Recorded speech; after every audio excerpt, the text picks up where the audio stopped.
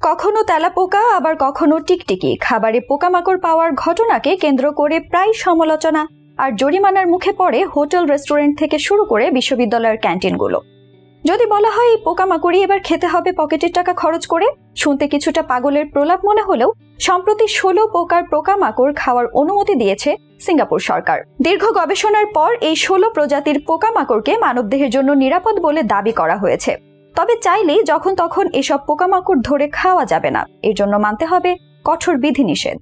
মানুষের খাদ্যাভ্যাসের তালিকায় দীর্ঘদিন ধরে জায়গা করে আছে পোকামাকড়, যেমন পিঁপড়া, উই পোকা, শুয়োপোকার শুককীট ও ফড়িং মাখনে ভেজে আত্মীয় স্বজন বন্ধু বান্ধব নিয়ে প্রীতিভোজের আয়োজন করে খায় থাইবাসী। সুরিনের রাস্তাঘাটে রেস্তোরাঁ ও টং দোকানে বিশেষ রুটি বিক্রি হয়। এক প্রকার পতঙ্গ রোদে শুকিয়ে লোহার কড়াইয়ে গুঁড়ো করে বানানো হয় পাউডার, তাই দিয়ে বানানো হয় এই রুটি। যদিও ইসলামিক দৃষ্টিকোণ থেকে এসব পোকামাকড় খাওয়া বৈধ নয়, তবে ইউরোপীয় ইউনিয়ন বিগত বছরই খাদ্য হিসেবে পোকামাকড় খাওয়াকে বৈধতা দিয়েছে। আর এই তালিকায় এবার যুক্ত হয়েছে সিঙ্গাপুরের নাম। সম্প্রতি দেশটির সরকার 16 প্রজাতির পোকামাকড় খাওয়ার অনুমতি দিয়েছে। দীর্ঘ গবেষণার পর এসব পোকামাকড় মানুষের খাদ্য হিসেবে স্বীকৃতি দিয়েছে সিঙ্গাপুরের খাদ্য সংস্থা। এই ঘোষণায় বেশ খুশি হয়েছেন দীর্ঘ প্রতীক্ষায় থাকা দেশটির রেস্তোরাঁ মালিকরা। আর এই বৈধতা পাওয়া পোকামাকড়ের তালিকায় রয়েছে ঝিঝি পোকা, ঘাসফড়িং, পঙ্গপাল, রেশম পোকা, গ্রাউন্ড মেলওয়ার্ম, নানা ধরনের মথ ও লার্ভা, এক প্রজাতির মৌমাছি সহ 16 প্রজাতির পোকামাকড়। এসব পোকামাকড় মানবদেহের জন্য নিরাপদ মনে করা হচ্ছে। গবেষকদের দাবি, প্রোটিনের চাহিদা পূরণে এই সিদ্ধান্ত বেশ কাজে আসতে পারে। অবশ্য চাইলেই যখন তখন যেখানে খুশি পোকা ধরে খাওয়া যাবে না। খাদ্য সংস্থাটি জানিয়েছে,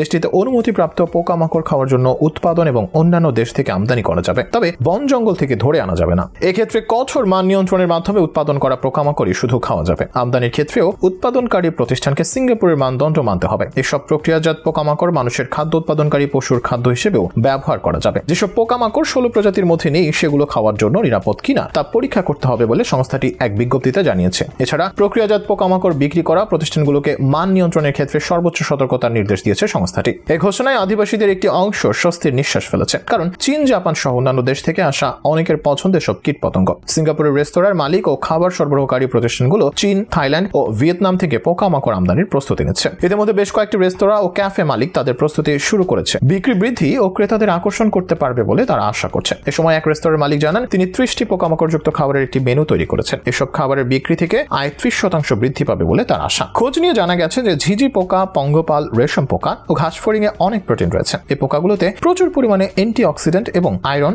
জিঙ্ক, কপার, ম্যাগনেসিয়াম সহ বিভিন্ন খনিজ রয়েছে। এদিকে দীর্ঘদিন ধরে জাতিসংঘের খাদ্য ও কৃষি সংস্থা থেকে পোকামাকড় খেতে প্রচার চালিয়ে আসছে। বিশেষ করে উন্নয়নশীল দেশে মানুষ ও পশুর প্রোটিনের চাহিদা মেটাতে নিয়ন্ত্রিত উপায়ে তা উৎপাদন এবং খাদ্য সামগ্রী তৈরিতে উৎসাহ দিচ্ছে। পোকামাকড়কে খাবার হিসেবে অনুমতি দেওয়ার পক্ষে ভোট দিয়ে বিশেষজ্ঞরা জানান, খাবারে মাংসের স্বাদ এনে দিতে পারে পোকামাকড়। খাদ্যাভ্যাসে পোকার সংযোজন একদিকে যেমন প্রোটিনের বিকল্প উৎস হয়ে উঠতে পারে, তেমনি পরিবেশ বান্ধব খাদ্যের যোগান দিতেও সাহায্য করবে বলে মনে করছেন বিজ্ঞানীরা। ইয়েলো মেলওয়ার্ম বিটলের লার্ভা চিনি দিয়ে রান্নার পর একদল গবেষক দেখেন যে খাবারটির স্বাদ মাংসের মতো, আর সেখান থেকে ভবিষ্যতের লার্ভা মানুষের নিয়মিত খাদ্যাভ্যাসের অংশ হয়ে উঠতে পারে বলে মন্তব্য করেন তারা। এতদিন মিলওয়ার্ম সাধারণত পোষা প্রাণীদের খাবার কিংবা মাছের টোপ হিসেবে ব্যবহৃত হতো, কিন্তু স্বাদে মাংসের মতো হওয়ায় এখন তা মানুষের খাবারের মেনুতেও যোগ হতে পারে। মাংস উৎপাদনকালে নিঃসৃত কার্বন ডাই অক্সাইডের ফলে প্রকৃতিতে বিরূপ প্রভাব পড়ে। ফলে দীর্ঘদিন ধরে খাদ্য তালিকায় মাংসের হার কমানোর উপর জোর দিচ্ছেন পরিবেশ বিজ্ঞানীরা।